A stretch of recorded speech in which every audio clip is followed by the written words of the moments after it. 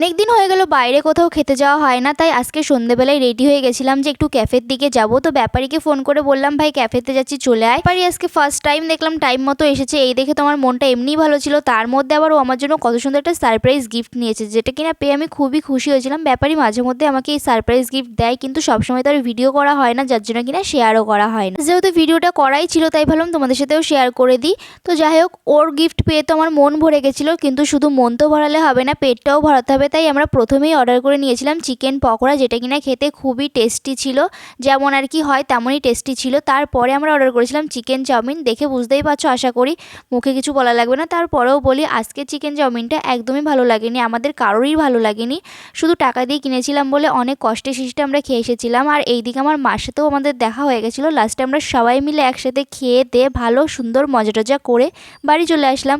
আজকের মতন ভিডিওটা অবধি, দেখা হচ্ছে নেক্সট ভিডিওতে। টাটা।